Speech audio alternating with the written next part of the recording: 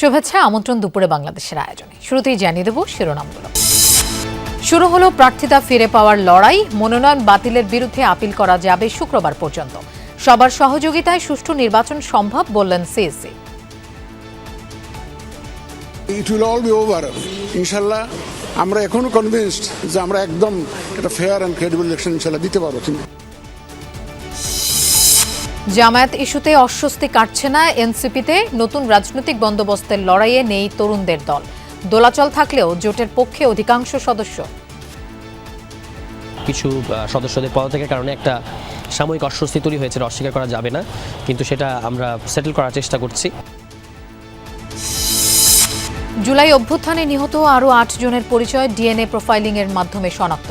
রায়ের বাজার কবরস্থানে অজ্ঞাত হিসেবে দাফন করা হয় ১১৪ মরদেহ। খালেদা জিয়ার প্রতি আজও সর্বস্তরের মানুষের শ্রদ্ধা। জনগণের অধিকার আদায়ে আজীবন সংগ্রাম করে গেছেন বিএনপি চেয়ারপারসন, মন্তব্য মঈন খানের। শুধু চোর সন্দেহে নদ্দায় নির্যাতন চালানো হয় অজ্ঞাত নারীর ওপর। গ্রেফতার ৫ জনকে জিজ্ঞাসাবাদ করছে পুলিশ। সন্ধান মিলছে না ভুক্তভোগীর। চুরি করতে আসতে এটা কোনো স্বীকার করে না। তার আগে মাদ্রাসা থেকে অনেক ফোন চুরি হয়েছে। উঠে পকেট থেকে নাকি মোবাইল নিচ্ছে। এখন সত্তর আমি তো বলতে পারি না। জিজ্ঞাসাবাদ শেষে এবং ফুটেজের সাথে ম্যাচ করার পর ৫ জনকে আমরা আইডেন্টিফাই করতে পারি। তাদের বিরুদ্ধে আইনগত যে ব্যবস্থা এটা প্রক্রিয়াধীন আছে।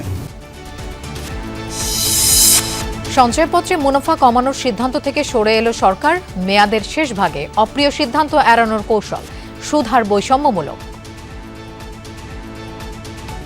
আমরা চাই যে ব্যাংকে টাকা রাখুক লোকজন, কনফিডেন্স ভালো ব্যাংকে, তো ব্যাংক তো এটা রোটেট করবে। আর আমি যদি সেটা কিনি সঞ্চয়পত্রে, এই টাকাটা তো আলটিমেটলি সরকারের।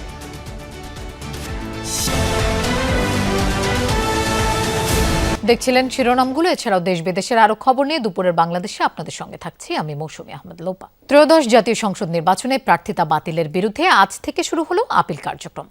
গতকাল যাচাই বাছাইয়ের শেষ দিন পর্যন্ত সারা দেশে ৭২৩ জনের মনোনয়নপত্র বাতিল হয়েছে।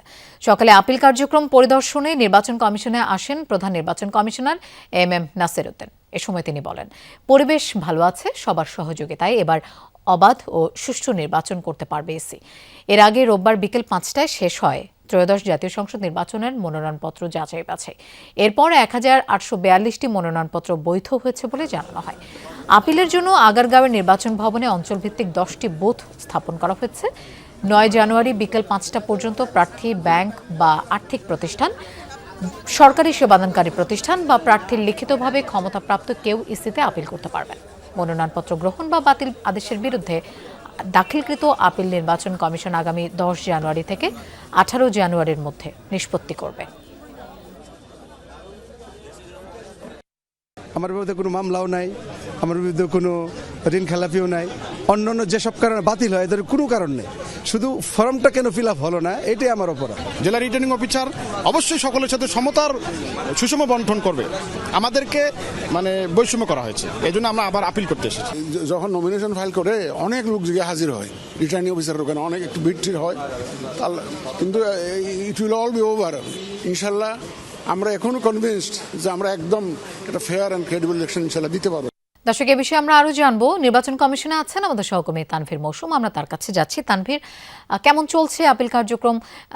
কতজন এর মধ্যে আপিল করেছে, কিছু জানা গেল কিনা? লোপা, এখন পর্যন্ত আমরা কেন্দ্রীয় যে বুথটি রয়েছে সেই কেন্দ্রীয় বুথের তথ্য অনুযায়ী 9টি আপিল করা হয়েছে। সব মিলিয়ে বলা যায় যে আপিলের যে প্রথম দিন কিন্তু এখন পর্যন্ত প্রথম দিনের যে অর্ধেক বেলা সেটি একটু নিস্তরঙ্গভাবেই কেটে যাচ্ছে। আমি বর্তমান অবস্থাটা একটু দেখাতে চাই যে আসলে এখন এখানকার বর্তমান পরিস্থিতিটা কি, আদৌ কোনো ভিড় আছে কিনা, কি পরিমাণ প্রার্থীরা এখানে আছেন সে বিষয়টি দেখা যাচ্ছে। যে যেমন এই মুহূর্তে আমরা দেখতে পাচ্ছি যে ঢাকা অঞ্চলে বেশ কিছুটা ভিড় আছে, তবে অন্যান্য বুথ অনেকগুলোই আমরা দেখেছি যে বুথগুলো ফাঁকা রয়েছে। এখানে যেহেতু 10টা বুথ, প্রতিটি বুথ আসলে অঞ্চল ভেদে ভাগ করা হয়েছে, অঞ্চলের উপর ভিত্তি করে ভাগ করা হয়েছে। অর্থাৎ এখানে মোট 10টি অঞ্চল রয়েছে। অঞ্চলগুলো হলো খুলনা, রাজশাহী, রংপুর, চট্টগ্রাম, কুমিল্লা, সিলেট, ঢাকা, ময়মনসিংহ, বরিশাল, ফরিদপুর, অর্থাৎ এই 10টি অঞ্চল মিলে 10টি বুথ। এছাড়া আরেকটি থাকছে কেন্দ্রীয় বুথ। কেন্দ্রীয় বুথের কাজটি কি? কেন্দ্রীয় বুথে সবাই যখন আপিল করছেন, আপিল করা শেষ করে তারা কেন্দ্রীয় বুথে এসে উপস্থিত হচ্ছেন এবং এখানে উপস্থিত হওয়ার পর তাদেরকে একটি আপিল নাম্বার দেওয়া হচ্ছে, যেই আপিল নাম্বারের উপর ভিত্তি করে পরবর্তীতে এই আপিলের শুনানি করবে নির্বাচন কমিশন।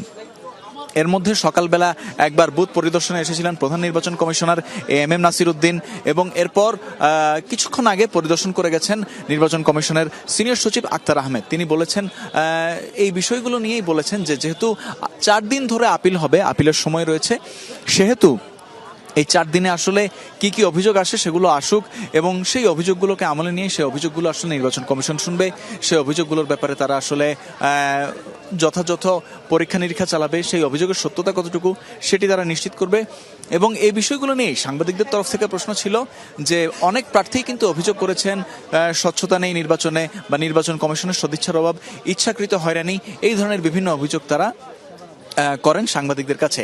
এ বিষয়ে নির্বাচন কমিশনের সিনিয়র সচিব আক্তার আহমেদ বলেছেন যে যত ধরনের যত সমস্যা রয়েছে সেই সমস্যাগুলোকে আসলে অ্যাড্রেস করা হবে, এবং সেই সমস্যার উপর আসলে ভিত্তি করে পরবর্তীতে কিন্তু এই শুনানিটি হবে।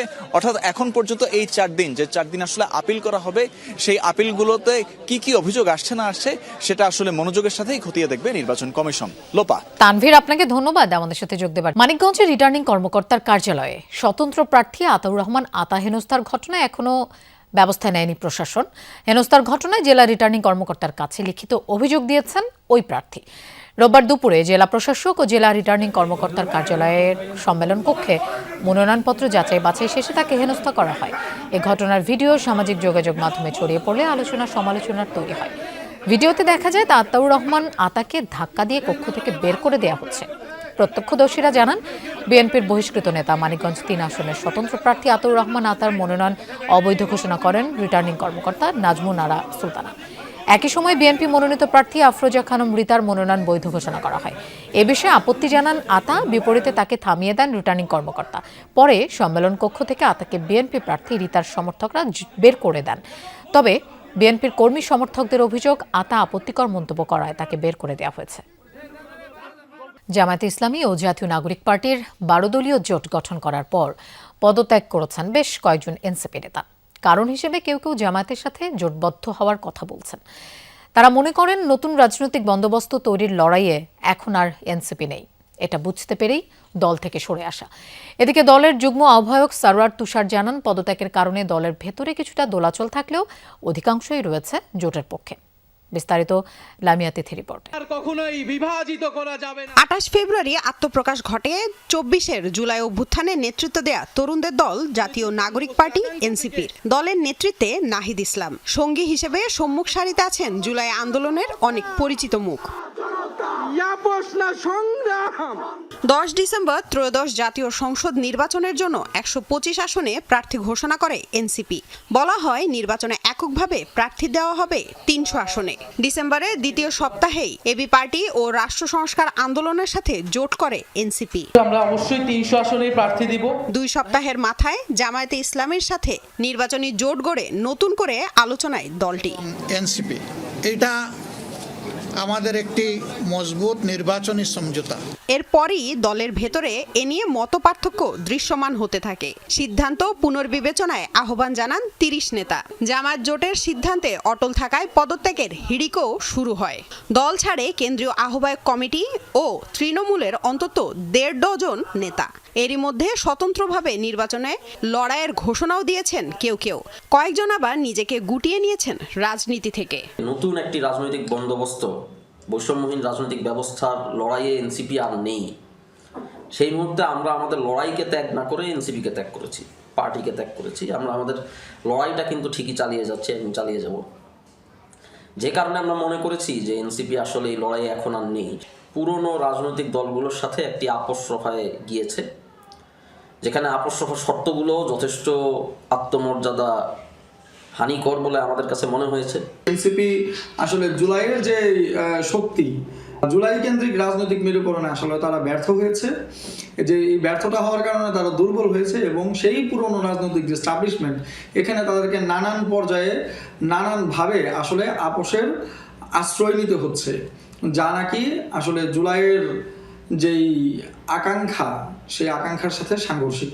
সেজন্য আমরা সিদ্ধান্ত নিয়েছি যে, ব্যক্তিগতভাবে আমি সিদ্ধান্ত নিয়েছি যে আসলে আমি এনসিপির সাথে আর বর্তমানে কাজ করা সম্ভব নয়। ভোটের আগে দলের এই হোঁচটকে চ্যালেঞ্জ মনে করছে না এনসিপি। কেন্দ্রীয় নেতাদের দাবি, গণতান্ত্রিক উপায়ে সিদ্ধান্ত নেয় বিশ্বাসী তারা। হঠাৎ করে এই কিছু সদস্যদের পদত্যাগের কারণে একটা সাময়িক অস্বস্তি তৈরি হয়েছে, অস্বীকার করা যাবে না, কিন্তু সেটা আমরা সেটেল করার চেষ্টা করছি। যেহেতু তারা আমাদের দীর্ঘদিনের সহযোদ্ধা ছিলেন, এটা তো একটা ক্ষতি। এই জায়গাগুলো কখনোই শূন্যস্থান থাকে না এবং আমরা এটাকে আবার দ্রুততম সময়ের মধ্যে পুনর্গঠন করার চেষ্টা করছি। দলের অধিকাংশরা 12 দলীয় জোটের পক্ষে রয়েছে বলেও জানান এনসিপির এই নেতা। দলের অধিকাংশ সদস্যরাই কিন্তু এই জোটের পক্ষে আছে। লামিয়া তিথি, যমুনা নিউজ, ঢাকা। জুলাই আন্দোলনে নিহত আরও 8 জনের পরিচয়ে ডিএনএ প্রোফাইলিংয়ের মাধ্যমে শনাক্ত করেছে সিআইডি। সকালে রাজধানীর রায়ের বাজার কবরস্থানে দাফন করা অজ্ঞাত ব্যক্তিদের লাশ শনাক্তকরণ কার্যক্রমের ফলাফল উপস্থাপন অনুষ্ঠানে এই তথ্য জানান সিআইডি প্রধান মোহাম্মদ সিবগাতুল্লাহ। গত বছরের 7 ডিসেম্বর মরদেহ উত্তোলনের কার্যক্রম শুরু করে সিআইডি। 27 ডিসেম্বর পর্যন্ত 114 জনের মরদেহ উত্তোলন করা হয়। আবেদনকারী 9টি পরিবারের মধ্যে 8 জনের ডিএনএ প্রোফাইলিংয়ের মাধ্যমে নিশ্চিত করে সিআইডি। এতে সেই 8 পরিবারের কান্নায় ভারী হয়ে উঠেছে রায়ের বাজার কবরস্থানের পরিবেশ। অপর একজনের মৃতদেহের পরিচয় শনাক্তকরণ কার্যক্রম দ্রুত গতিতে এগিয়ে চলছে বলেও জানান সিআইডি প্রধান। তিনি বলেন, এই 114 জনের সবাই জুলাই আন্দোলনে নিহত নয়। এতে সড়ক দুর্ঘটনা, বিষপানেও মৃত্যুর তথ্য পেয়েছে সিআইডি। পরে শনাক্ত হওয়া 8 পরিবারের কাছে তাদের প্রিয় মানুষগুলোর কবর হস্তান্তর এবং মৃতদেহের আত্মার মাগফিরাত কামনায় দোয়া করা হয়। এ সময় উপদেষ্টা আদিলুর রহমান খান বলেন, অজ্ঞাতর লাশের পরিচয় শনাক্তের এই অভিজ্ঞতা পুলিশ সহ আইনশৃঙ্খলা রক্ষাকারী বাহিনীর অন্যান্য মামলাতেও কাজে লাগানো যেতে পারে। আর উপদেষ্টা ফারুকী আজম বলেন, এই প্রক্রিয়া অব্যাহত থাকবে, বাকি শহীদের পরিচয় শনাক্ত করা হবে।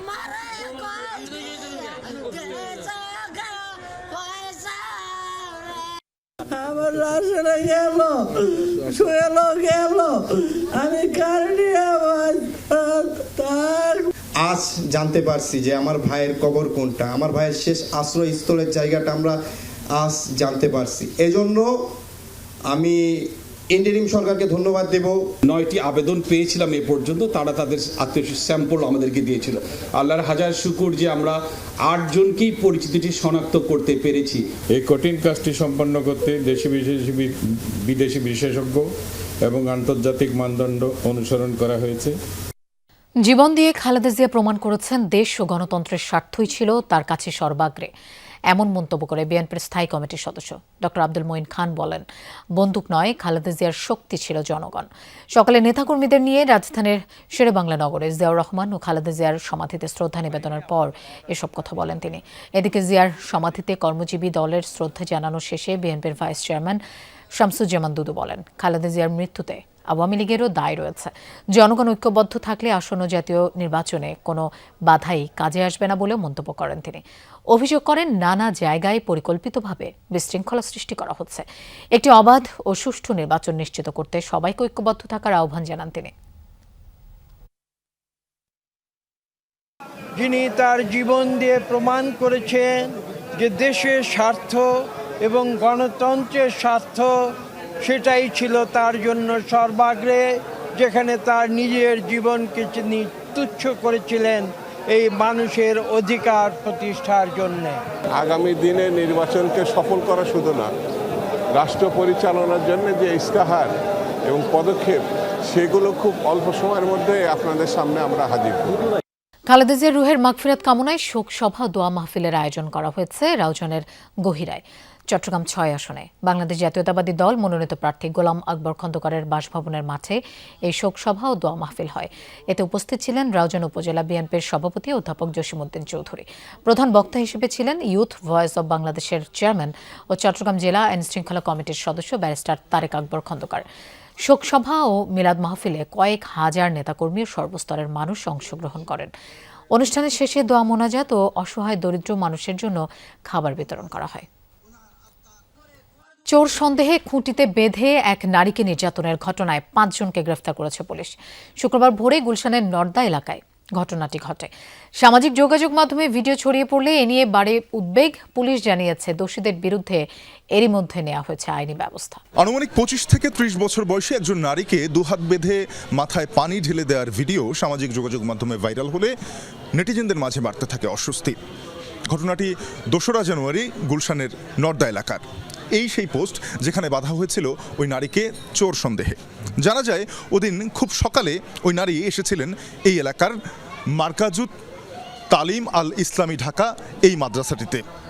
এরপর উনি একের পর এক তলায় যেতে থাকেন, সেখানেই ছাত্র ও শিক্ষকরা চোর সন্দেহে ধরে ফেলে তাকে। ওই নারীর কাছে চুরির কোনো মালামাল পাওয়া না গেলেও কেবল আচরণে চোর সন্দেহ করে জড়ো হওয়া স্থানীয়রা। প্রচণ্ড শীতের মধ্যে ঠান্ডা পানি ঢেলে চালানো হয় নির্যাতন।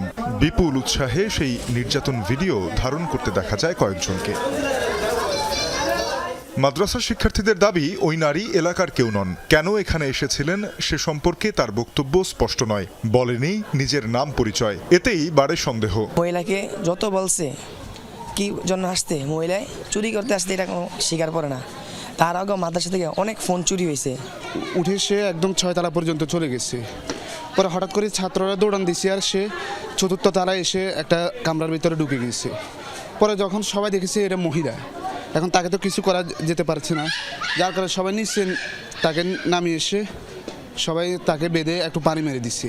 এলাকাবাসীর কেউই শনাক্ত করতে পারেনি ভুক্তভোগী নারীকে। পুলিশে না গিয়ে ঘটনার পর তাকে ছেড়েও দেওয়া হয়। এরা কি উপরে উঠে পকেট থেকে নাকি মোবাইল নিচ্ছে। এখন সত্তর আমি তো বলতে পারি না। তারপরে তারা এখানে বাঁধে রাখছে, বাঁধার পরে মারিটাই নেই, এমনি পানি ঢালছে। প্রতিটা রুমে রুমে ঘুরেছে, ঘোরার পরে তখন এরা সন্দেহমূলক চোর চোর করে ধরেছে। মহিলারা তো কেউ চিনে না, না না মহিলারা তো কেউ চিনে না, এটা তো চোর। ভিডিও করে ছাড়িয়ে দিছে কে বা কারা, এটা আবার ভাইরাল হয়ে গেছে। সিসিটিভির ফুটেজ বিশ্লেষণ করে নির্যাতনে জড়িতদের চিহ্নিত করেছে পুলিশ। এর মধ্যে ওই নারীকে খুঁটিতে বাঁধেন নাইম ও শরীফ, মাথায় পানি ঢেলে বাঁধন খুলে দেন আতিক। সহযোগী ছিলেন লোকমান ও ইকরাম। আটক সবাই মাদ্রাসার সাথে সম্পৃক্ত। 3 জন অপ্রাপ্তবয়স্ক ছাত্র, শিক্ষক 2 জন। পুলিশ বলছে নির্যাতনের সময় তাদের কার্যক্রম আইনের স্পষ্ট লঙ্ঘন। তারা যে কাজটা করেছেন, আইন হাতে তুলে নিয়েছেন, এটা পুরোপুরিভাবে অন্যায়। তারা অবশ্যই আমাদেরকে জানাতে পারতেন, 999-এ কল দিতে পারতেন। কোনো অবস্থায় কোনো একটা অপরাধ যদি প্রমাণিত না হয়, নিজের হাতে আইন তুলে নেওয়ার কোনো সুযোগই নেই। এবং ঘটনার সাথে যারা জড়িত ছিল এই মর্মে কয়েকজনকে আমরা নিয়ে আসি। বিস্তারিত জিজ্ঞাসাবাদ শেষে এবং ফুটেজের সাথে ম্যাচ করার পর 5 জনকে আমরা আইডেন্টিফাই করতে পারি।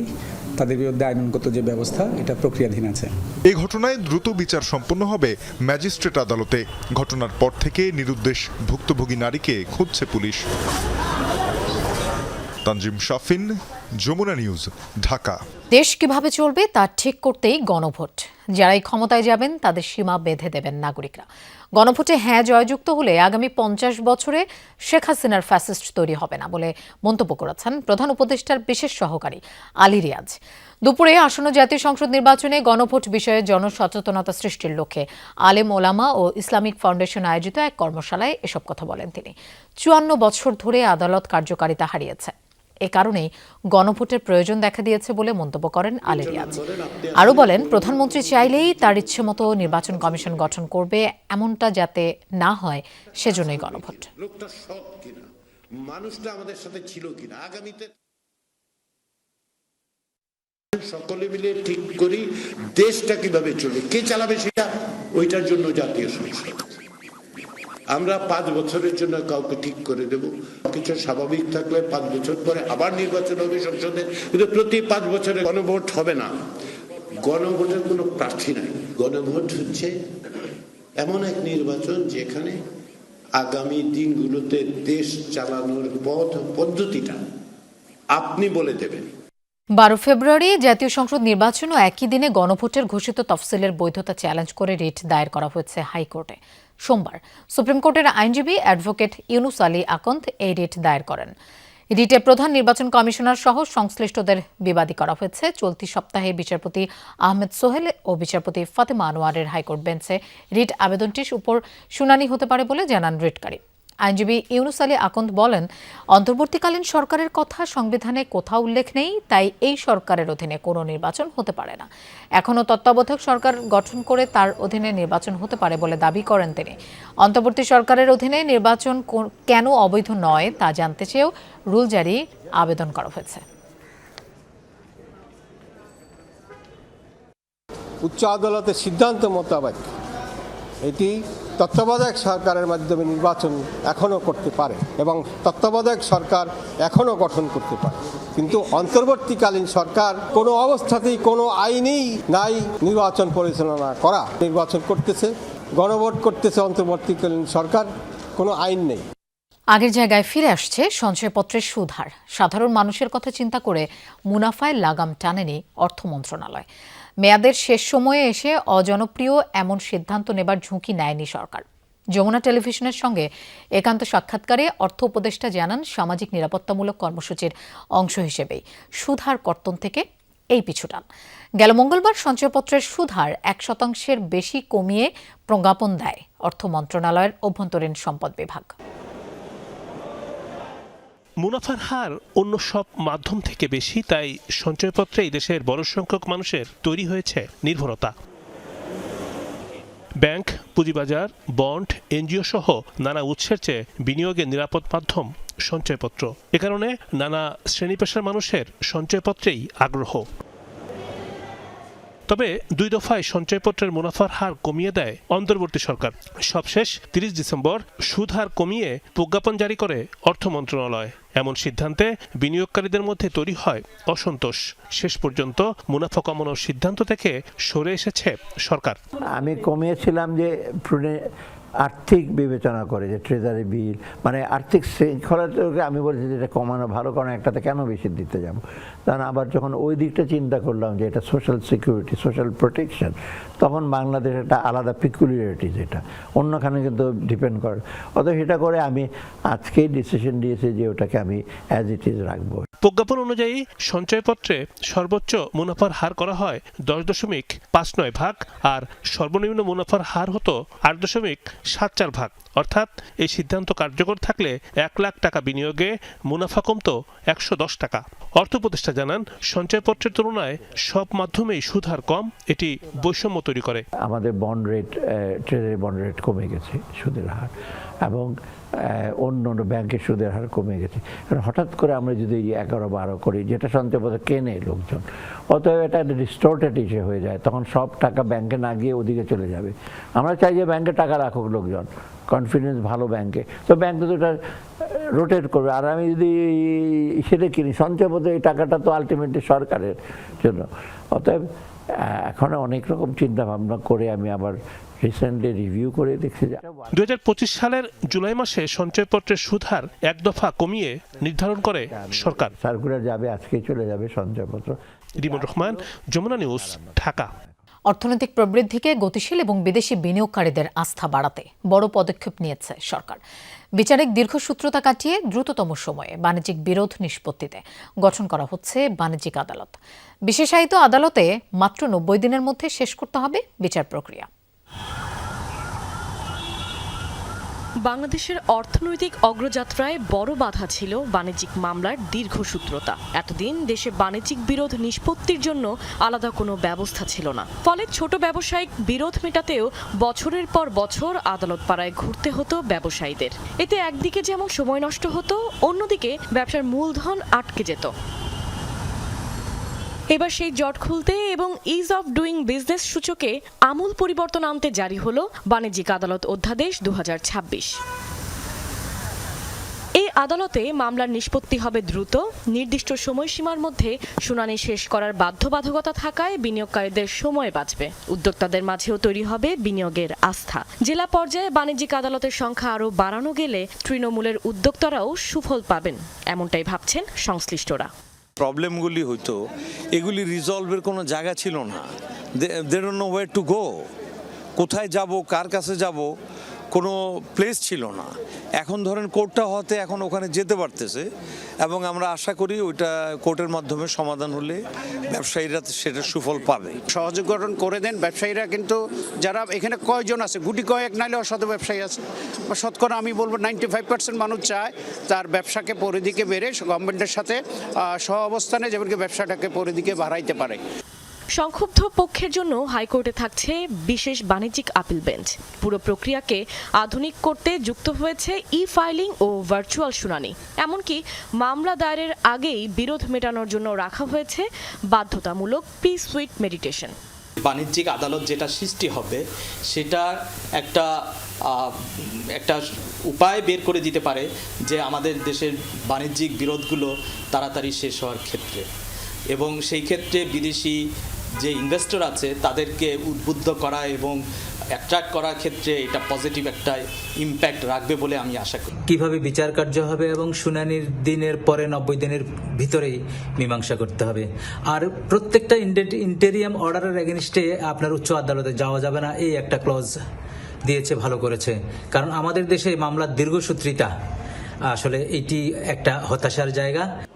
প্রতি মাসে বাণিজ্যিক মোকদ্দমা, আপিল ও রিভিশন মামলার সর্বশেষ হালনাগাদ পরিসংখ্যান বাংলাদেশ সুপ্রিম কোর্টের ওয়েবসাইটে প্রকাশ করা হবে। কাশফিয়া রুহি, যমুনা নিউজ।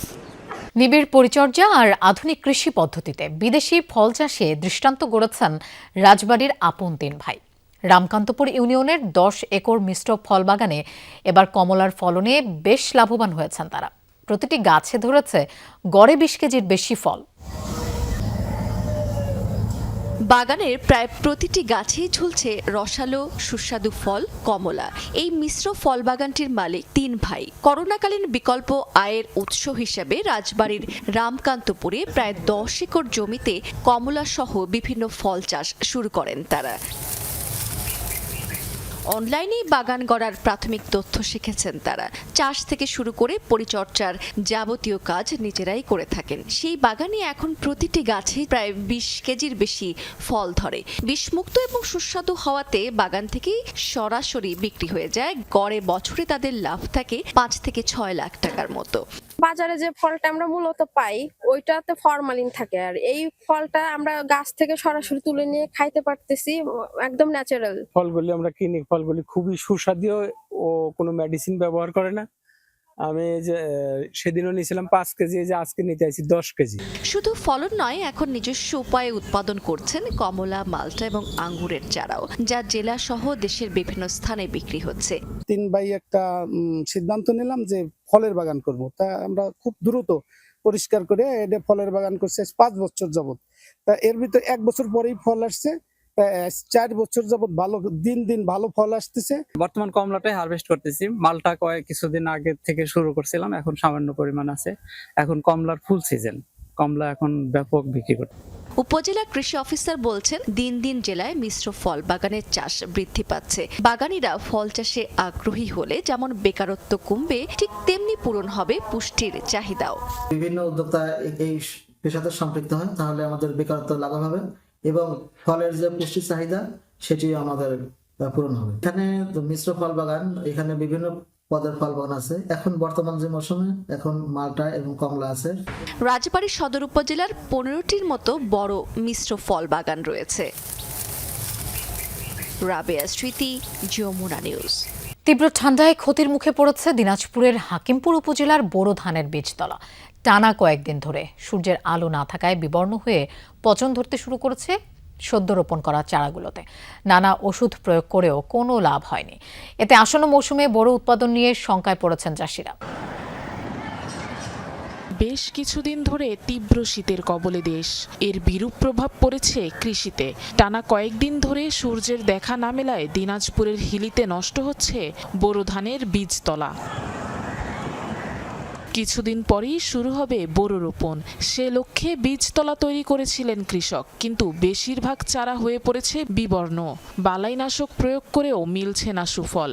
এগুলো যদি আমরা আবাদ করতে না পারি তাহলে আমরা সংসার চালাবো কি করে, খাবো কি করে? আমরা কোকড়া লাগে আছে। হ্যাঁ, এই বীজ যদি না হয় শেষ কৃষকের। উপায়ন্তর না পেয়ে অনেকেই আবার নতুন করে বীজতলা তৈরি করছেন, তাতে বাড়ছে খরচ, অন্যদিকে পিছিয়ে যাচ্ছে আবাদের সময়। এতে উৎপাদন ও ফলন নিয়ে দুশ্চিন্তায় চাষি। কিভাবে আবাদ হবে সেটা বলা যাচ্ছে না, হতে পারে এখন বীজ আবার আলাদা করে আবার নিয়ে আসতে হবে।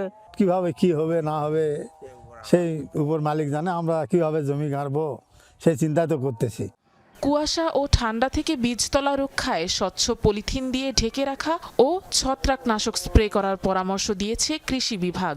আমাদের যেটা নির্দেশনা থাকবে যে আপনাদের আদর্শ বীজতলা করার, তাহলে সেখানে প্রতিনিয়ত আসলে ড্রেনে পানি থাকবে, যে যখন আসলে টানা 3 থেকে 4 দিন সূর্যের আলো দেখা যায় না, ওই সময়টাতে দেখা গেলো যদি একটু রশি টানা দিয়ে দেওয়া হয় এবং আমাদের রাতের বেলায় আসলে বীজতলাটাকে কিছুক্ষণের জন্য শিশিরটাকে যদি ছোঁয়ানো যায়, তাহলে সেটা আসলে বীজতলার জন্য খুবই উপকারী। চলতি মৌসুমে দিনাজপুরের হাকিমপুর উপজেলায় 396 হেক্টর জমিতে বোরো বীজতলা তৈরি করা হয়েছে। আফরোজা লামিয়া, যমুনা নিউজ। ভেনেজুয়েলার প্রেসিডেন্ট নিকোলাস মাদুরো যুক্তরাষ্ট্রের হাতে বন্দী হওয়ার পর বিশ্ববাজারে তুঙ্গে পৌঁছেছে স্বর্ণ ও রূপার দাম। সোমবার সকালে এশিয়ার বাজারে স্বর্ণের দাম প্রায় 1.8% বেড়ে পৌঁছায় আউন্স প্রতি $4,408, আর রূপার দাম বেড়েছে প্রায় 3.5%। ভূরাজনৈতিক অস্থিতিশীলতার মাঝে বিনিয়োগকারীদের উদ্বেগের কারণে বেড়েছে মূল্যবান এসব ধাতুর মূল্য। অন্যদিকে খুব একটা পরিবর্তন হয়নি অপরিশোধিত তেলের দাম।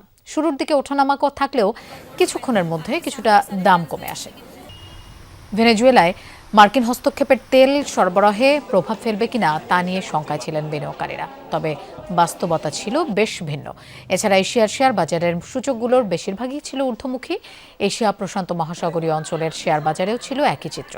বছরের প্রথম লেনদেনের দিনে জাপানের নিক্কেই 225 সূচক বেড়ে গেছে 2.6%। দক্ষিণ কোরিয়া, হংকং ও চীনের প্রধান শেয়ার সূচকগুলোও ছিল ঊর্ধ্বমুখী। ভেনেজুয়েলায় যুক্তরাষ্ট্রের নজিরবিহীন অভিযানে প্রাণহানির শিকার হয়েছে প্রেসিডেন্টের নিরাপত্তা টিমের বড় একটি অংশ।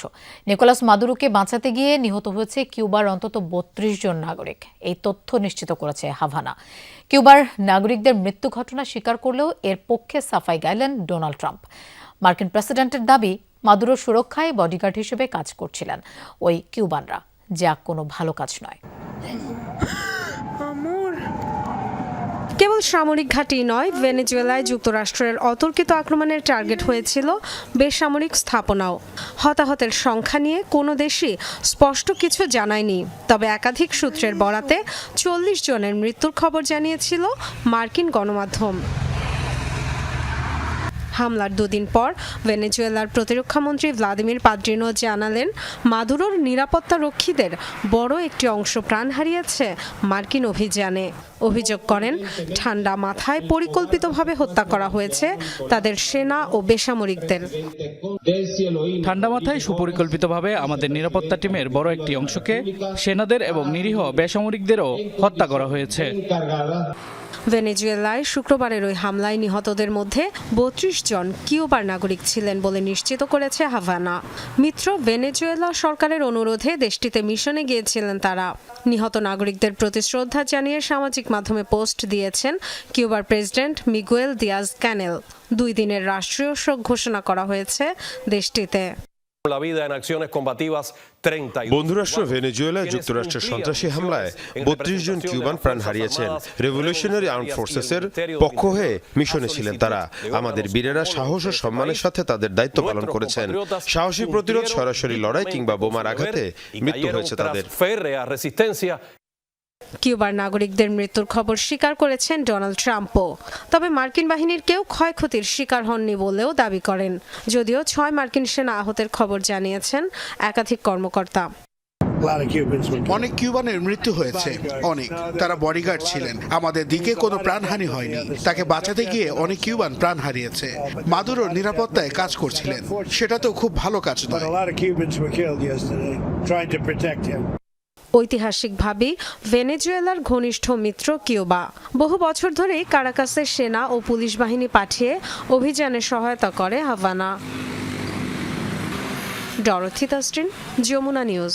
আবারও ইরানের উপর কঠোর পদক্ষেপ নেওয়ার হুঁশিয়ারি দিলেন মার্কিন প্রেসিডেন্ট ডোনাল্ড ট্রাম্প। দেশটিতে চলমান সরকার বিরোধী আন্দোলনে বিক্ষোভকারীদের উপর প্রশাসনের কঠোর পদক্ষেপের ব্যাপারে জিজ্ঞেস করা হলে এই হুমকি দেন তিনি। বিষয়টি খুব কাছ থেকে পর্যবেক্ষণ করছি আমরা। অতীতে তারা যেভাবে মানুষ হত্যা করেছে, যদি আবার তা শুরু করে তাহলে তাদের উপর কঠোর আঘাত হানবে যুক্তরাষ্ট্র। দর্শক, দুপুরে বাংলাদেশের প্রথম ঘন্টা থেকে বিদায় নিচ্ছি আমি মৌসুমী আহমেদ লোপা। পরের ঘন্টার খবর নিয়ে ফিরবেন সহকর্মী ইশরাত জাহান। সাথেই থাকুন।